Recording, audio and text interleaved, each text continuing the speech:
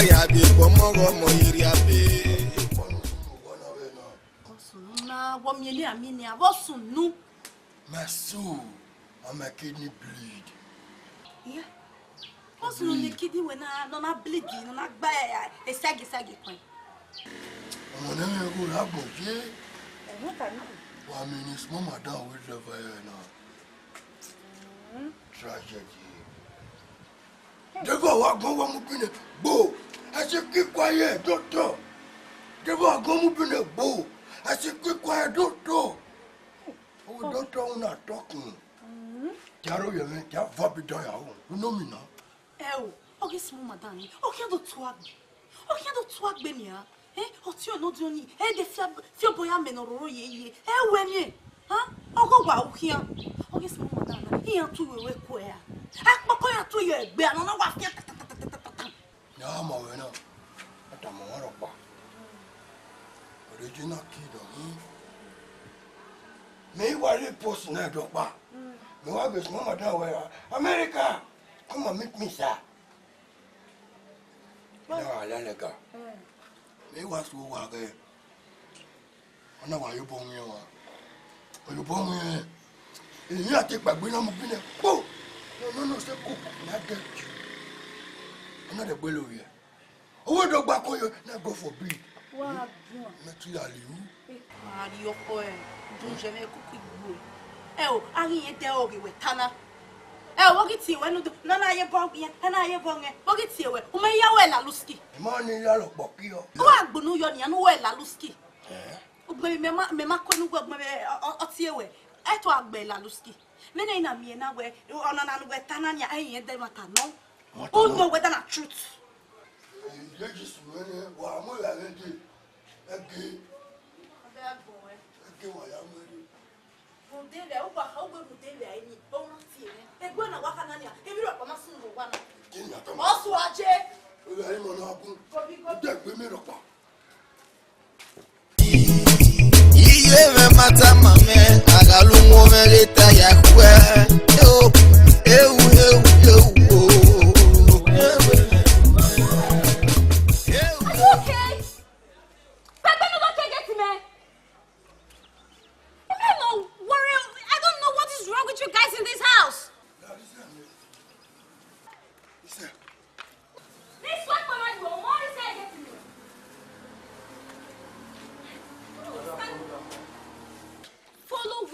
To which side? You don't care like when we buy la moto na. Well, you boss hand we one. You like you. I don't like you. The motor ni here la. The motor na me ala. Am I supposed to enter this car? Is this my car? This car is dirty. I can't even enter this. Me na run the degbe. Ayi moto na me gbe na degbe gbe so we akpe we na. I don't think I can fit do that. Okay. You said you want it? Poligo, you not like you. Your belly is too big. I don't like your look. Your face is not fine. I don't like you. Get out of this. You can't moteme. If how moteme we man like you, they should sack you. Oh, not na dirty. Hey, I'm not alone. What's the mechanic? Hey, I'm not alone. Can you imagine this dirty, stupid, disgusting looking man? Robert, there's a problem. Hey, man, no, a problem. Who went Daniel? Who went Daniel over here now? What a problem with? Hey, man, why you? Eh? Hey, man, now this stupid Polingo useless man. Robert, sir. Sister, said it. What with back? Oh my God. They talk about ya. Epa, shush. Okay, you know come na we imoto na ta me gbe na degbe. Iwe gbe du we gbe ya pe oge na. You know, ja manage who we ma gbe won. O wa fori wata. Ja manage akia. Sister, imoto na e me kayaje e ken mejo kedera. No can use this car. I can't use this car. Oh my own. And this what your way you're my father. He's not. He can't be my father. One you get here. Eh? If I would sign. Yeah, man. I would get you. What's my problem where? Eh? What is your problem? Stagwe. Amen. Agrippa wa feel video now. Eh?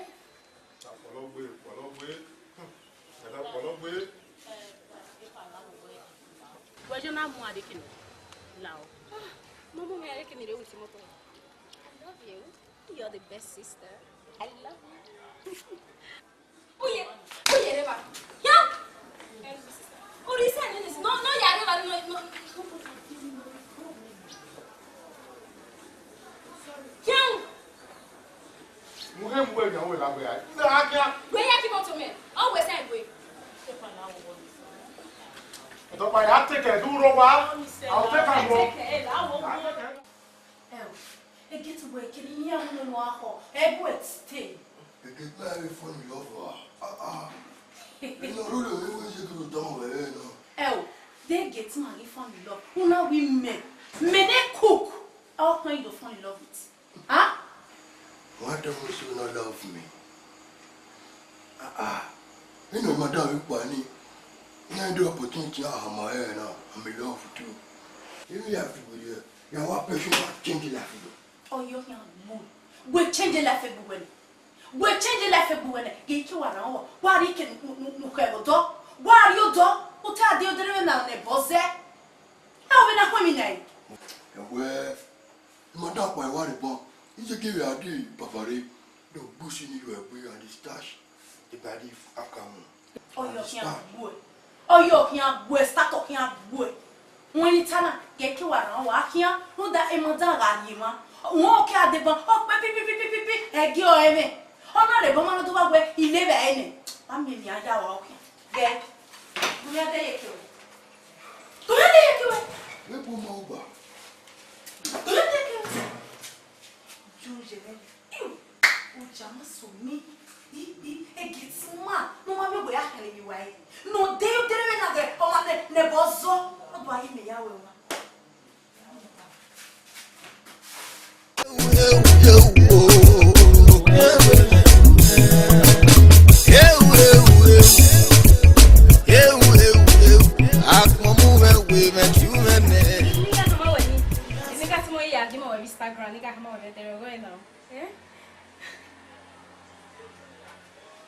Sister, what he? Away the man was soon what to time and I may go away the rain. Sister, they have a way to hear via to you, who do all you, Ivana. Robosia. Robosa. Sister, every baba you. Sister, we ma wa boy. Baba, how could pass my video? Stand still. Papa ko benu ya pasi mai ma wele gbe hiyo wa Papa we ni se wo sister on the same ya bira oto bobo be hama me we ni ge ga mo me baba bi je o sister on the same na me ba bonde ye o we ni ga fie be na de we me not we ni bere de we me ge I was my boy in my easy. If you have a ballon, you have ballon. So I was saying, my way, you have to wait. You have a new one.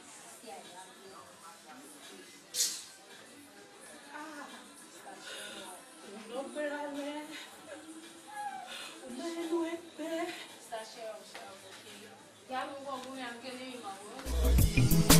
Iye mata mame agalungo merita yakwe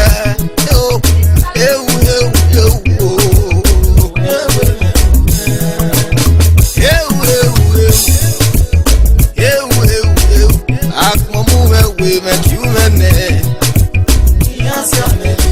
Sumo mata wala dawe jakia wa ni udo ashati na me ani pe ma ko na.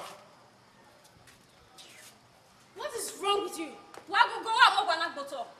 Hey, you don't let them wake up. What we drive fast. Take this bag and come with me. Take me. Moi pona leleme. Bring it to Mona. Polingo. Moi pona leleme. So call down Akimoto me. Call down Akimoto me. Mona. Better I'm not king up to me. I don't like this. Hey. Better. Oh my God. Sorry. Did you just smash me? Sorry. Did you just step on me? Sorry.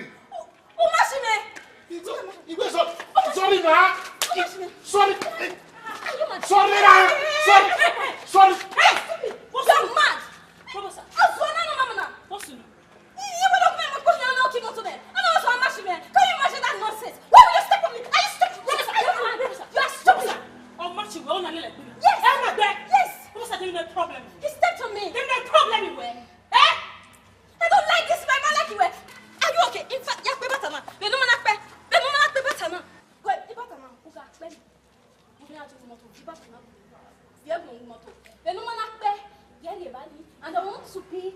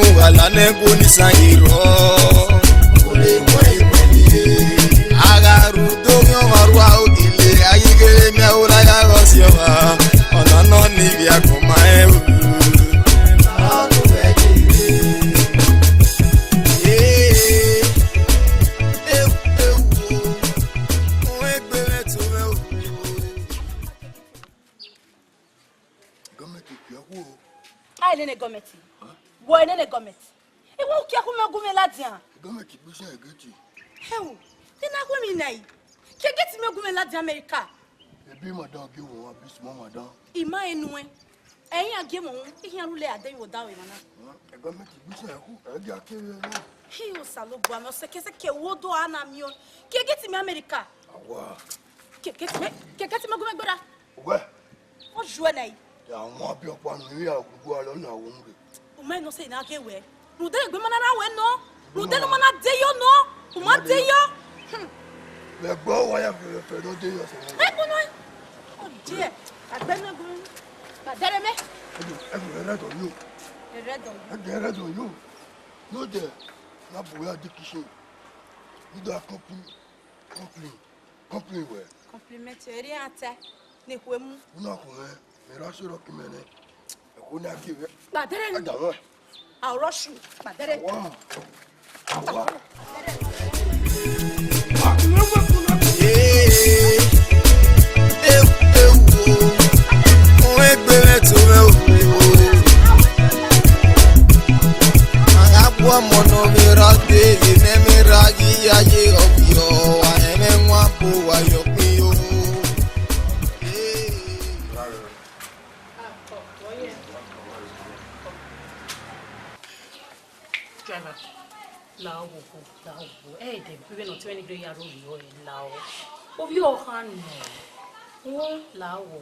If no real way, ya liquid dame. Lao. Madam, we are your vision. Maybe you are can we maybe more ye what? You are being what way you have your mom walking. I will check our balance. We'll check our balance. Yeah, no bar, or you may way. Lao, reality. Now, and give away. Ye, madam. Any more joy. Madam, honey. Sorry, Sister Joy, honey.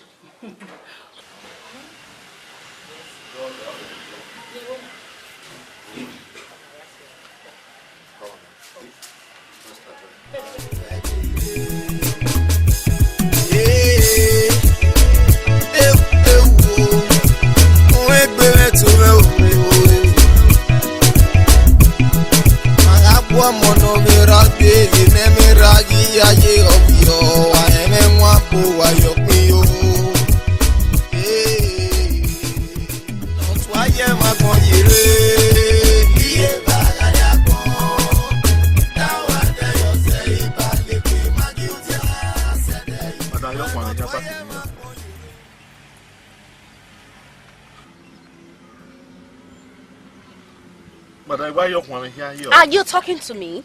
No go go. Iya totori wo gbe moto na. O ko le. Hey, go gbari moto na. I want pack make I peace. Ayokun ame. Imaya yi mo go.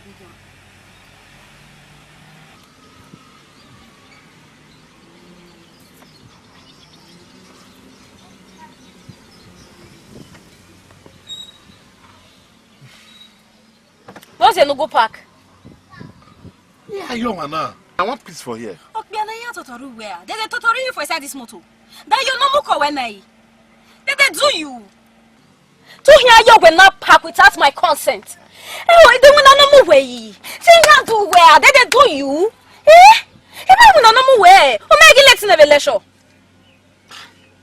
But yeah, you but finish your but you're right there. To hear you. Very menarie lecture. Eh? To hear you pe. Ayo no ayo efo. O spend 1 hour 2 hours iwa ayo. O hama we work pe. Aka here. E we no fi moto na. Here. Ime dey tin atotori wo wu moto na. But I tell you man na.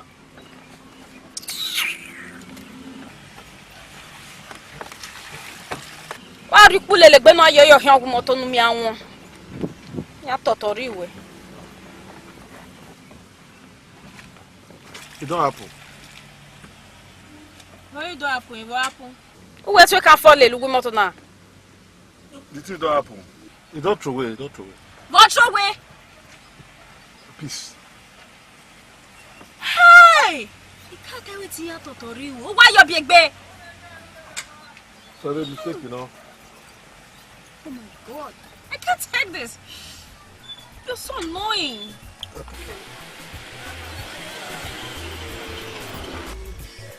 Sister, go. Eh? No understand. They no understand. Robosa, they no problem. Oh, we are going to drive me. Robosa. Oh, they drive me. What am I doing now? I'm not here with the driver who does chatting with me now. I'm not making sense, sister. Brother, when I'm driver, I'm not here giving you a chance now. He's not legalized. I'm not here wearing here now. Can you imagine? A driver here now only may miss a lecture with me. No. So, Robosa, the room they will relate to the lecture. So, for that reason, you're not going to know your baby. Yes, he deserves it. Oh, I can know your baby.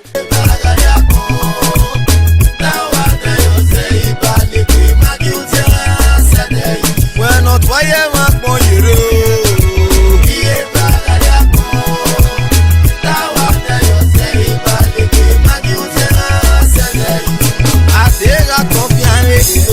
Only my daily ma, but they got Benin if I get it quickly. I'm gonna see.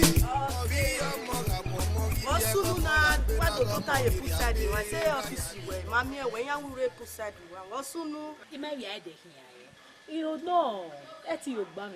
You walking on well, and what 20 or 20 what you may be here, bay. Only Magba, like be warm in bay. What we will not be for her, what we will. Oh, you can imagine. Who get driver and no more you more. All of you, oh, Pakai. Oh, Magba. Be warm, maybe I hear, eh? Why you, what to time, wow, you, hey, you. What it go 23? Yes, it go. Don't even any when no. She's my baby. You have no now. Yeah, but who's supposed to go? Oh, Bonaya Bow, I see your cafe. Who go 20? The matter, so who panel? Game is very way. He am coming at you. Oh, what do they not hear do? Room that you know won't come here so to me, bay. Well, no, who might take bar or 12, or the other hand, do I take bar or 12? Merowa, Irowa, Sene, and they are been with Betty winner. Yeah, they are really a son like one. Irowa, yes, Okumeho, or no honor. You know, that's about oh, walking.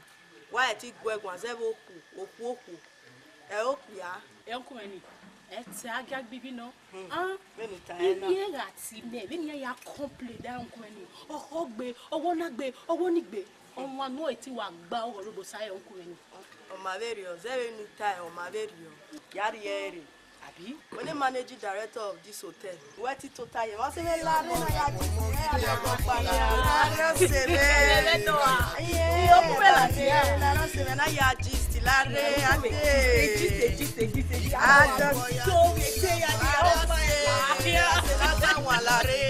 Nagi yuku ya kwa lo mekia manager. Sister.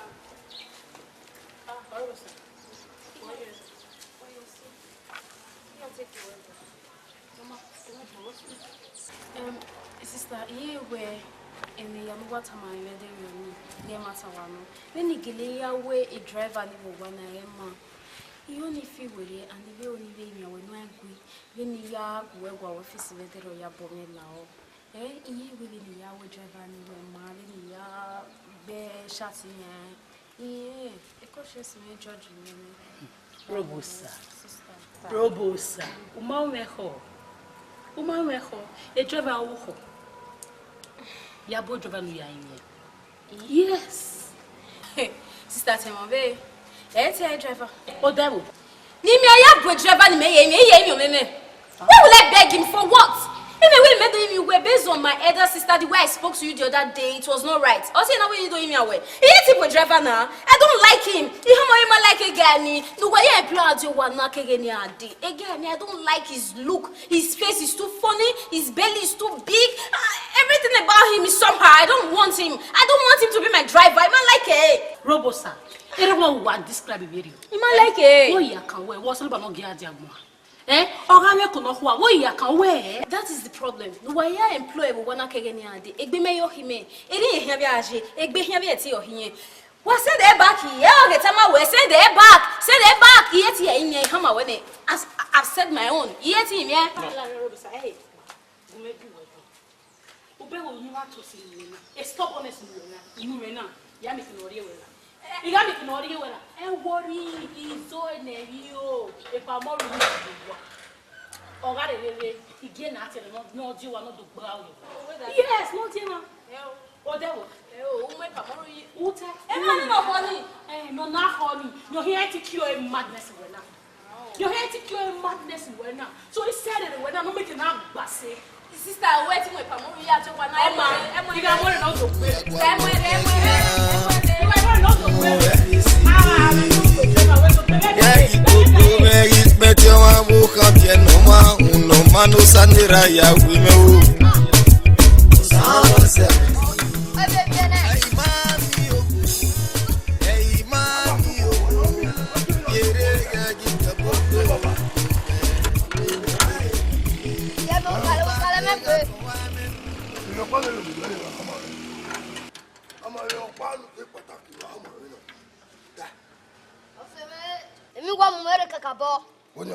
No cosa no get me talking ma. You will mother see go you mo. We may send you well coming, me go worry me. Mommy go there ni na we ni bu ya de. I do marry me. Ni aso. You go no. You go ask you. You will me ask you ko. 3,000. Ni a go me when say what ka bia we ya go. Anu ko wa kere se be bani. Imele ya se be 1 year. Oh you said the can. 1 year. Trosa she. Okay, sir. Inyagi atanya kwe. Ada nana ayaguna rio dun ya we. Get that me o hekel me se. Jesus. Oni we di ani lewa. Idiye ya fe.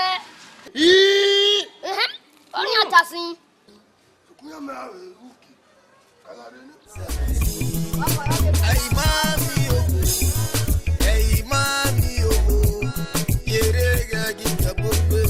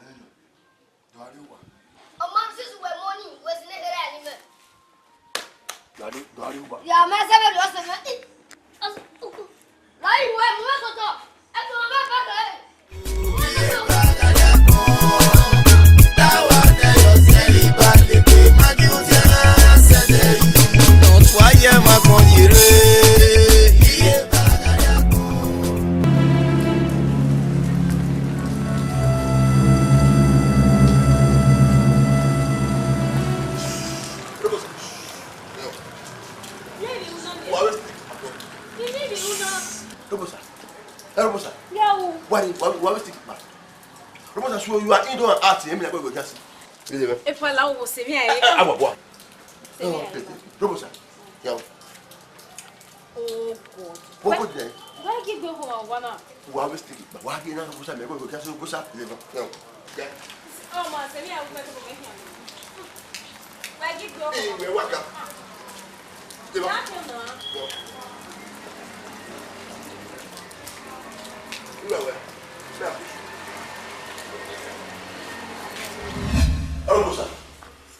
Arobosa. Papa.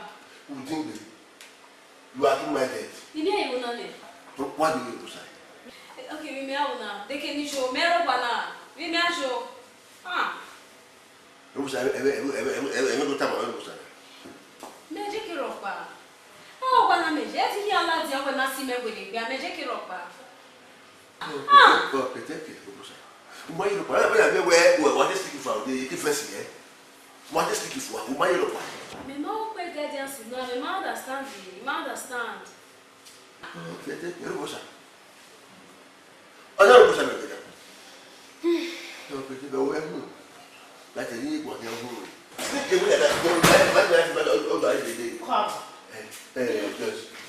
Baba, I'm not in Orobus.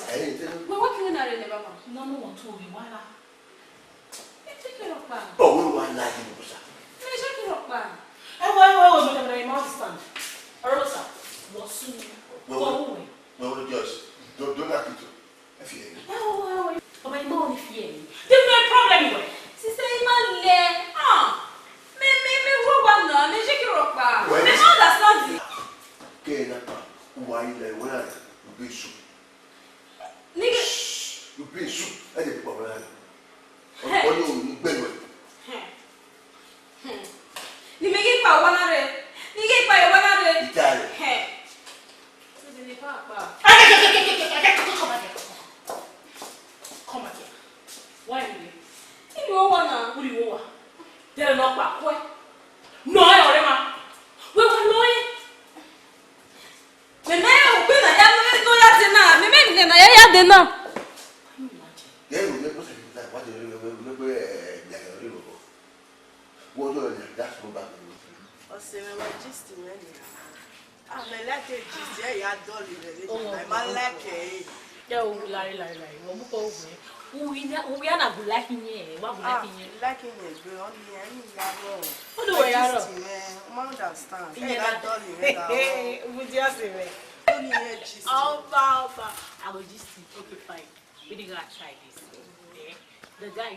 Ah, Miss Joy. Maybe I hear. So already, Hey, you read yeah, check office you. Fortunately, still run. Ah, yes. Whatever. There was the name of the year with you. Good, yeah. Pardon me. Meanwhile, thank you for the hospitality. You tell me that you really want to enjoy my stay. Thank you too. I really appreciate your staying. Above all, my family must settle the difference in my rent, so I'm checking out. Oh, okay. That's always say. Yeah, that's good. That's always say we were settled now. Alright, you know. So anytime you know we're in home one now, anytime you have a free time, I'll always check on you, okay? Why not? No problem. Well, I'm sorry, I think see you very soon. bye. Well, be good there. Bye. Bye.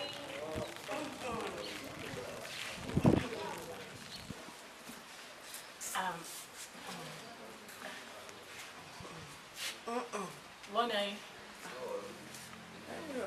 You might understand. Maybe the guy might be anything. Me know water. Oh, you understand. You try to be explain my way away. My home and my bag. Me man know water. So pa mi ni me baby. Eto machine o wa la wa. Obe o wa. Ay! Drive come in. No. We're moving in my like maybe the guy. Maybe anything. Why anything but on wa. Yeah. Oh, my yet little better. I was just understand.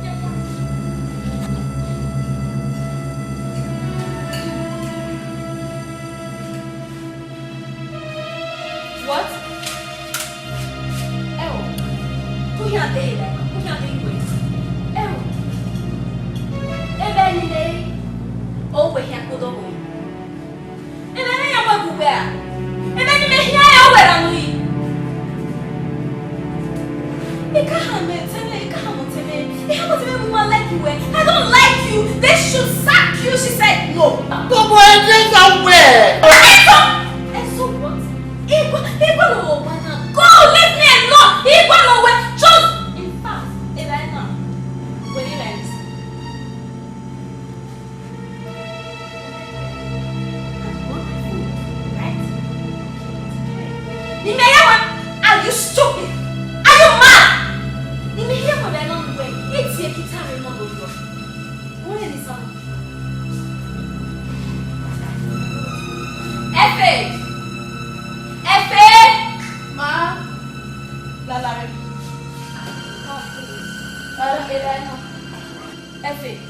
Can you imagine this nonsense? Oh, man, no, you can't. Maybe we hear you there. All around your photo, we hear the savage. Can you imagine? Eh? Only money, It's okay. It's okay. We hear you there. And then, who you are? Who you are? Madam, one baby, that you are you okay? Remember that you will be asking me over there. Are you normal? Madam, overfeeding at him. Take it from me. I'm not going for letting them go now. Can you imagine? Maybe you will be ahead. Eat this food. And then, where you are? In fact, in your hand, live everywhere for 1 minute. You won't test anything in this house. Man, oh my goodness! What nonsense! What rubbish! Who does that? Huh? Why are you believe that food? Hey! Mommy! Where is he? Baby, I'm not.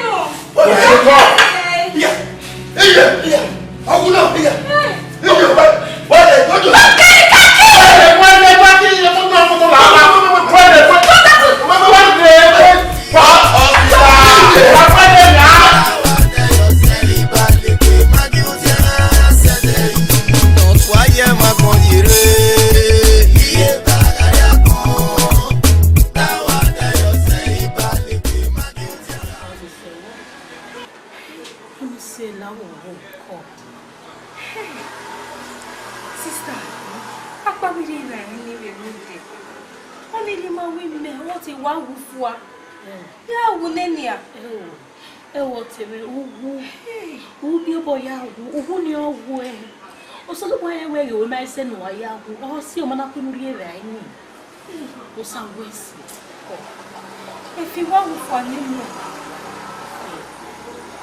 sister, you do me very well. One hour for them. If any only one, if fast food, you know why I did. I know. I'm saying you now. You say, oh, mama, one now. Here you know to go while I'm putting in and why.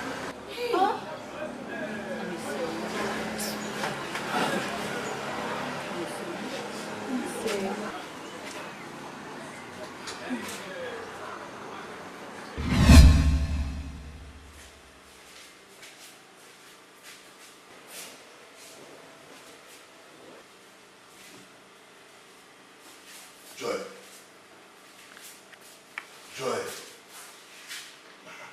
When I hold you, hey, you are beating me down. The area went about. You have to soon in soon now. Borrow to mount for over to. Hey, you down the loud. Papa, in a affair the work about now, or my son, or say, Papa gave Oka Loro, Irame, mysteriously just like that. If we not see accident, am I? Oh, give an oro, or not be out saying any young poison. Eh? Okay, Papa, you can imagine where the cooking of a rowa, no way any no soon at the end of the day. Only no any day, on my so, Papa, am I not so big? Am I? Am I you know? Imagine no wipe this entire family work for radio. Imagine with Erhiagbonye. Wait. If you have friends with the hotel, it may papless. Tell me what papless. I don't know what to say at all. It may papless. Get worried. My worry. I will be. I mean, you. Or soon. Erapa. You know where am I? Now it's not your honor the house today. Party or that day. It may possibly be papless. We will see winning. Now, if we have fair no soon family down. I'm awareness. It's a better way, more way. Say wait, I to me where worry to you? Man, perplexed. He may puzzle. Baba Lao, you got here, you said here, where Lao. The more they look at women, whatever they hear, now will Lao. Yes, every woman, I know who you. Mom, I will go. Yes. Come on, Body Lania. Not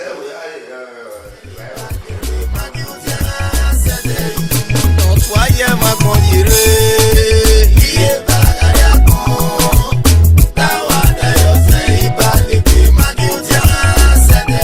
well, not why am I going to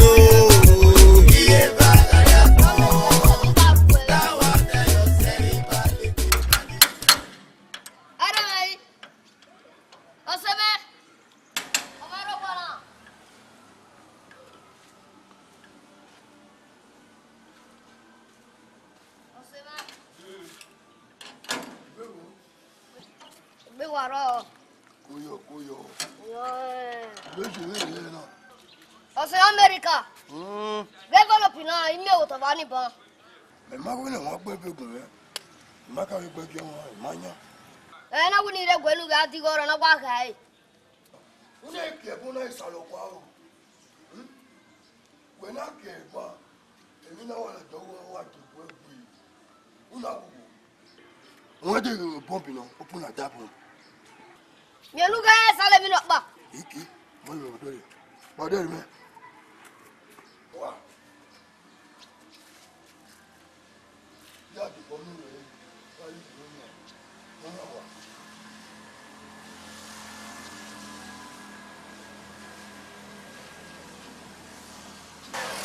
O sea, America, when the domia, what was he mad?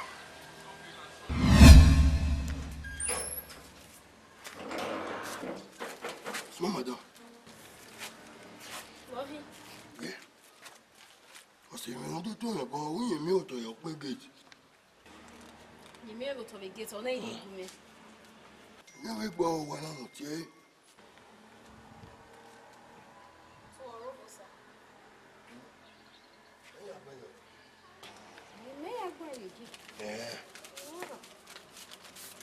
Where you my beggar not deliver? I will not beg.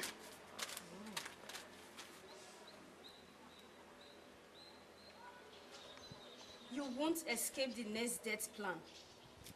Hey! What did you let her marry? You go to a gate of that. Hey! See it. Yeah, you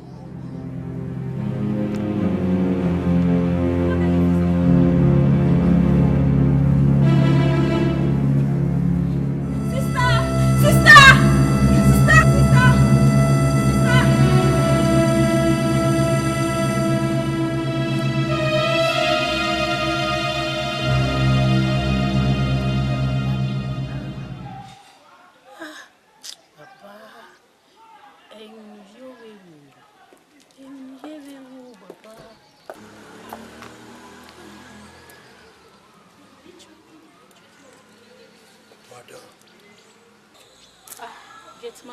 go star. Oh yeah. Where is he? Call. I don't do see me. Walking. Hey, what if I don't buy to go on my farm? Equal. What are you? No there. I see one to one army if you were a quick. You may not even be. No, you did not want to hear. But do I watch ye? Or when you name me up working ye? Not cargo, but now looking at my whip. May while we aware. Hey, but they are moving. We go to cut your hand, we go to cut your leg, and we cut your breast. Come on, your kidney off it. No, the idea, mammy, we. You own it. What's when you carry time? I'm aware. So, Pano, it's been a year warm. Imama no Norimaun. Imama no Babima. You may well with Erhiagbonye. Oh, you move and what's in here? You warm me. I don't know I'm where will not eat. Or what fly will not eat. We are him worried. Oh, I don't know what I got this. I got this. Africa country in only a webuna. Africa country. You need Nigerian Agbes. No, Territory Africa country. Oma we ni awo. Igazo mi oni wa mo America. At least on your here masse. Americanoka. Again, I wrote God forbid parachuting. When they are getting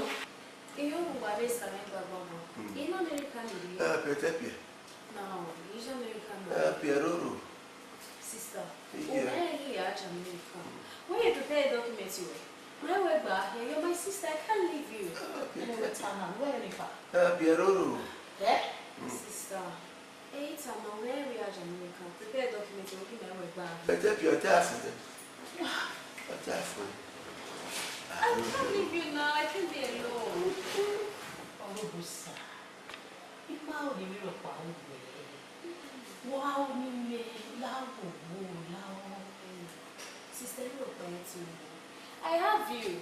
You're Gumero now. I'm safe with you. Yeah. I'm not quite to you. Sister, chill, I'm like. I'll tell you, Josh, in Africa, I'll ask you, we'll get up to you.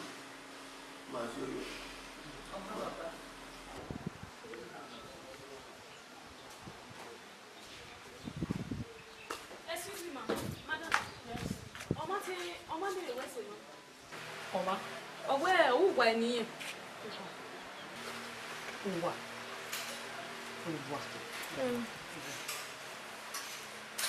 Where are you wine here?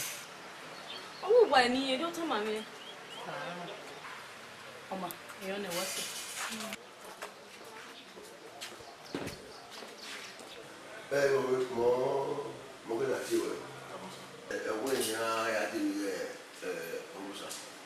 Now, there are no Pagaria. You but I want to know about you. Now, because we're not why you must make sure we are the one. Right away. No problem, sir. Babusa. Baba. And what you want to do? Oh, Baba. I didn't man. My driver said, "You're okay, man. They got on my ring." Yes. I said, "Oh, you want it." You can have more. Imaka no e shop it. Imaka no where? Imaka no e shop it.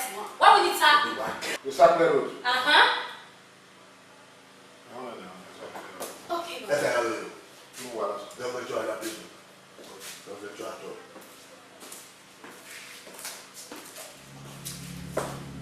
Keep over now with this one.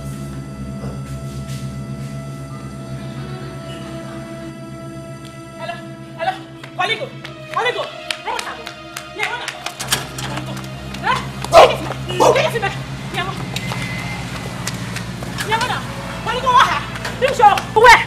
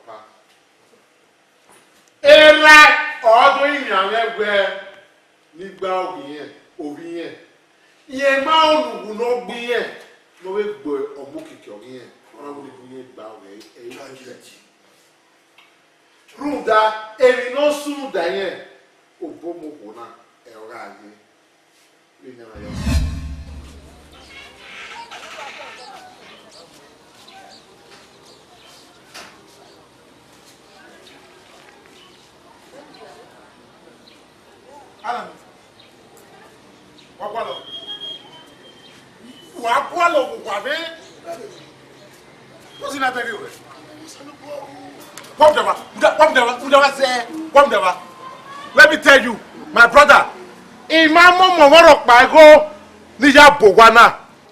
Imam Muigarioba, Nija Bowana. I didn't know talking. What of you, Pogolupanoafia? When you want to prepare me to Ilu, eat the card again. Imam bypass. I buy 1 minute, Mafia. My friend, you get out of this place.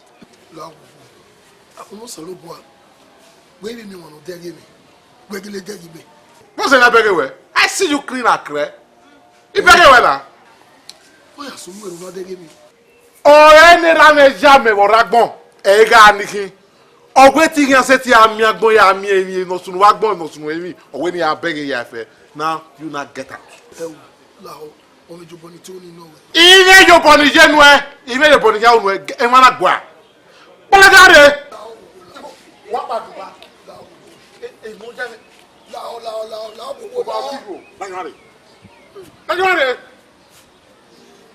what's it to do with that? Hey, come here.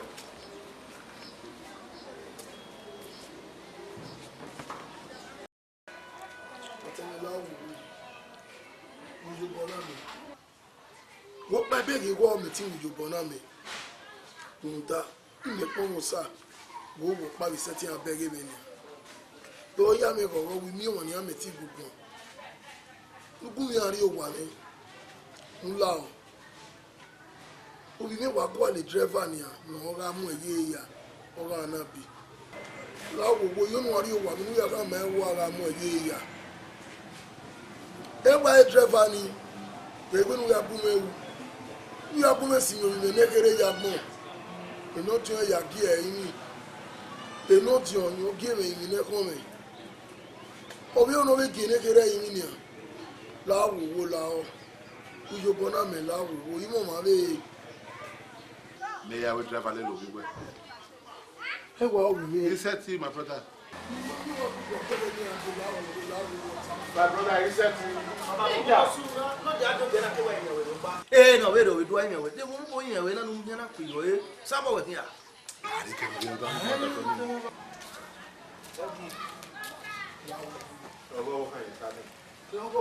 Ah, it was so one day. So the family was here. You are after you know, walking with the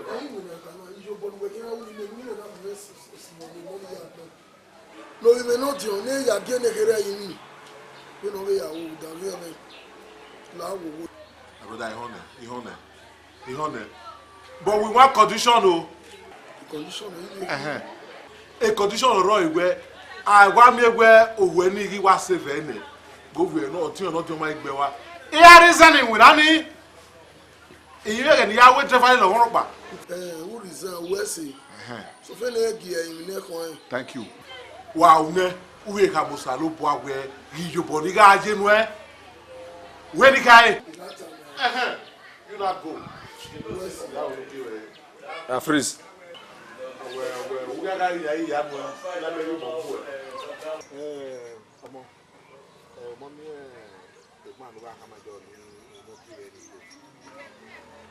We are going to yes. Oh, yeah, the man not the only me understand it. Now, I did need information, but I can't be not the only. So, if you will be with me, we will be at the hotel. We are lodging hotel where every man in the money will say, oh, we are no general manager of the hotel. So, you know, we are lodging, making them information, see, I have your money, making that cut with me, and I me out by weekend. The allergy you talk here. I problem everyone hotel. Yeah, you so far you go there, I pay in the hotel. Eh? Everywhere, Bona. Oh, you know where they go to where? Oh, my yard. You go to maybe 1 week or 1 week plus. Who do I live at? What? And we are there, one.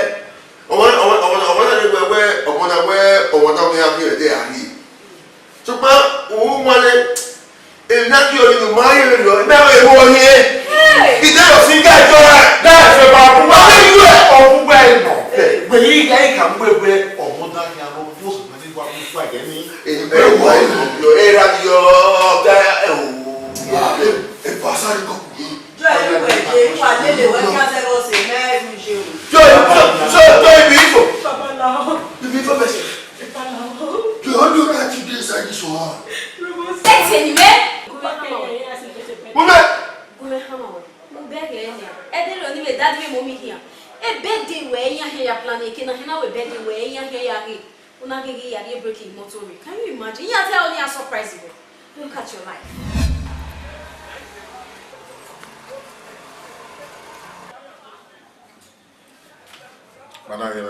Okay, that's it. Oh, Baba. You're ready then? Don't move, sir. Mogi not here.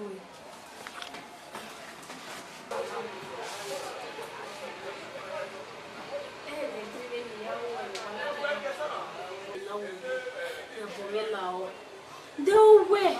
And then the femure better in the fin if you know. Motirio, ya, for me. Eh? Now, ya boy, love. When do we go? Sit down there. I go to tap.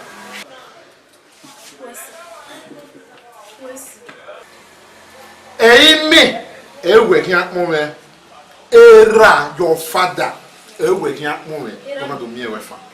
Era, yes. my late father. Yes, now. Erhiagbonye. Eruwe or me. You made them move away, not to know where we cannot go. Yes. Not my sister. Time time where or two when no honey or gay has get your position right now. Epa! Epa says on my hotel. This whole thing is confusing. Epa says on what? Era where or two no honey, even no so Erhiagbonye kemite. Runda or two no honey or where. Epa Edo says on him. How can my sister kill my dad and my mother? Epa.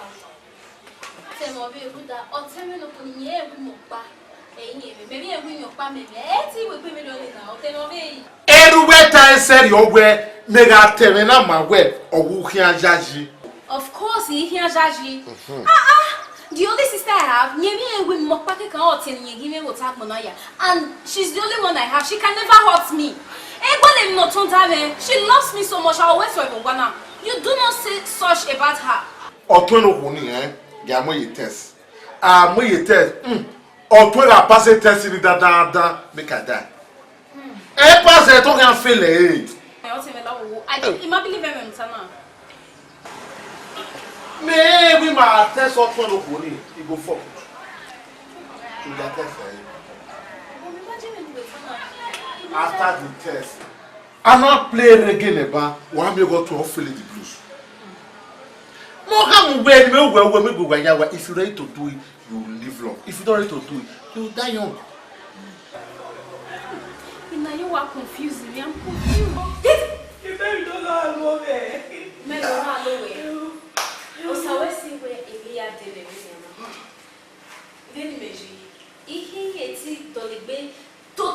With a girl, I'm not saying God, I'm married the same roof. No, I can't do that. I can't stay in this house with you. He said me. If you want processing documents, they may not travel to America. Yes, I can't stay in this country with this evil. My baby girl now all back here. Rude say my woman. Well, we work at about Omega. Here I know. Very bad. In that way, assignment we do one. When also 7, 8 driver Kualo. As far as where era where you protect me, you will protect where to some blood extent right now. Yeah, you're right. No, go. I'm not many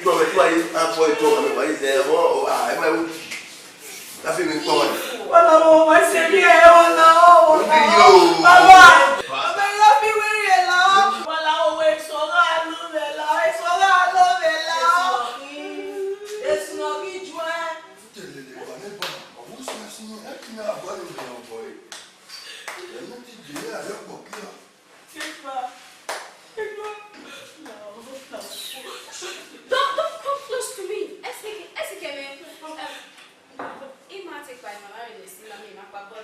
But when I call the police, they have to come and pick her up.